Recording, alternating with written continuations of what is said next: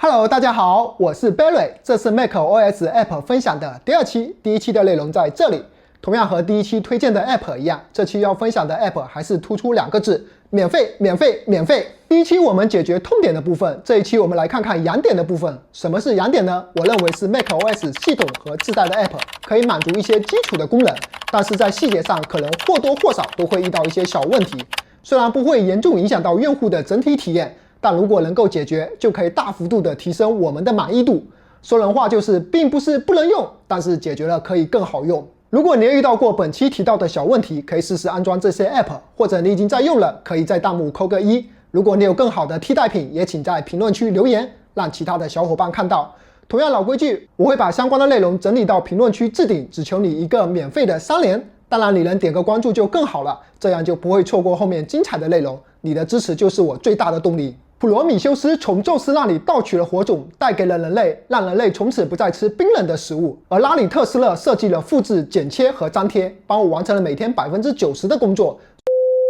所以这期首先推荐的是剪切板管理工具 Maggie， 它能记住每次复制的内容，包括文字、图片、文件。当你需要粘贴多个内容的时候就非常有用。在设置中打开自动粘贴，用快捷键呼出软件后，就可以直接通过 Command 加数字选择你想要的内容进行快速的粘贴。如果某些内容不在上面的列表中，你也可以进行搜索，软件也支持对内容进行置顶。比如在整理一些材料的时候，需要用到的一些地名、人名，通通整理到置顶，就不用来回的复制粘贴了。按照一天的工作量，假设需要复制粘贴1万次，一次节省3秒钟。让我们快速的算一下，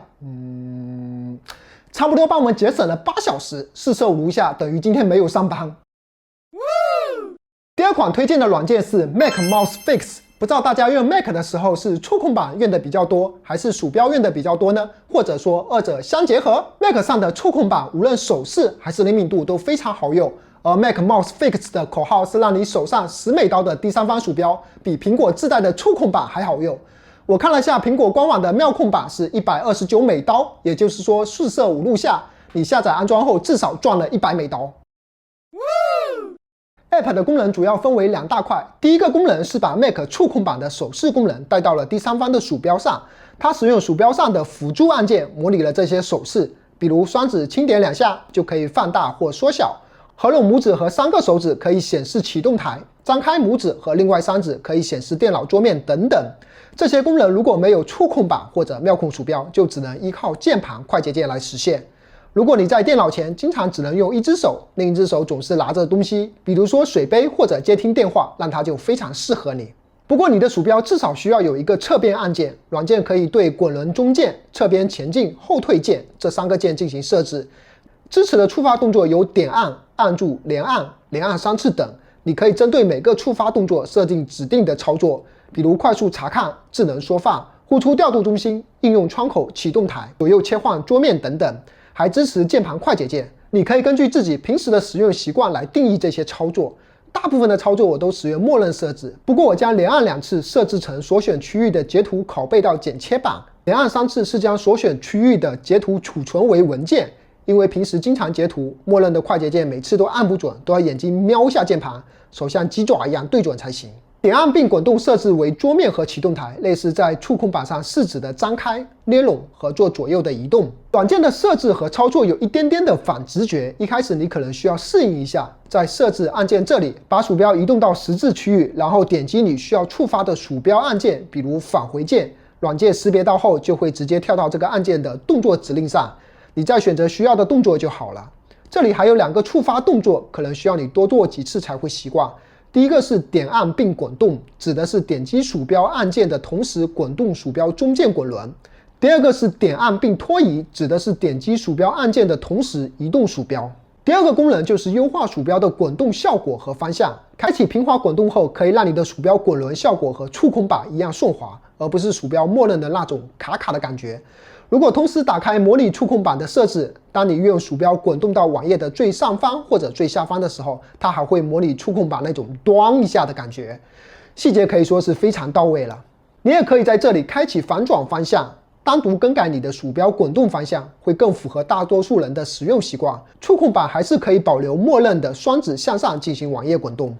目前 Mac Mouse Fix 在中国区是可以免费使用的，我看了一下作者解释，原因是支付供应商在中国的网络问题，所以说暂时免费了。这时候我不知道该哭还是该笑了。第3款推荐的是菜单栏图标管理工具 Ice。安装后，它能让你把不常用或者根本不用的图标在菜单栏上隐藏起来。当你需要的时候，直接移动鼠标到菜单栏，图标就会自动展开。如果你是刘海屏的用户，还可以在菜单栏下单独显示一行图标，再也不怕刘海屏吃了你的图标了。安装软件后，通过 Command 和鼠标拖动图标，调整到不同的区域。你可以把经常需要操作的图标放到始终显示区域，比如蓝牙、网络或者电量这些；把偶尔需要操作的图标放到隐藏区域，比如 IM 聊天工具、下载工具等等；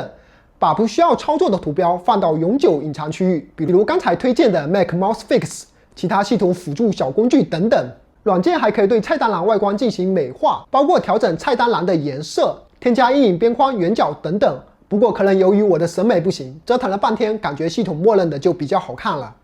Mac 上这类菜单栏管理工具的数量就和你前女友的数量一样多，从最出名的 Bartender 到 Barbie、Dozer、Hidden Bar， 基础的功能都类似。Dozer 和 Hidden Bar 已经几年没更新了， Bartender 更有意思了，在不久前刚刚被开发者卖给了其他公司，故事还在 Reddit 上发酵。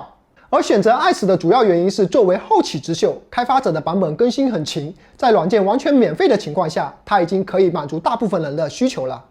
第4款推荐的是电量信息查看工具 Air Battery。如果你是苹果全家桶的用户，它就非常适合你。从它主页的广告词就可以看出来，非常有苹果的味道。它能够让你在 Mac 上读取所有其他设备的电量信息，不仅仅是蓝牙设备，还包括 iPhone、iPad、Apple Watch、AirPods 等等。查看电量、充电状态，以及设备在即将没电或者充满电的情况下通知你。比如我自己每天在电脑前的时间比较多， iPad 只会偶尔拿出来刷刷，就会很常忘记给 iPad 充电，每次想用的时候拿起来都是电量红色警告，就非常尴尬了。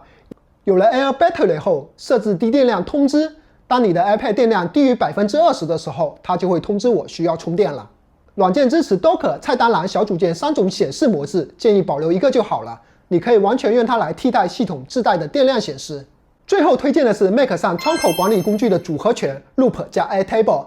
它能够让 Mac 快速的选择应用和窗口切换。之前我有做过一期专门的吐槽和详细介绍，大家可以点击这里跳转到链接查看，这里就不再重复了。相信我，这2个 App 一定可以让你大幅度提升系统的体验。以上就是今天的全部内容了，你还有什么解决 macOS 痒点的 App 推荐呢？也请在评论区告诉我们，让我们下一个视频见。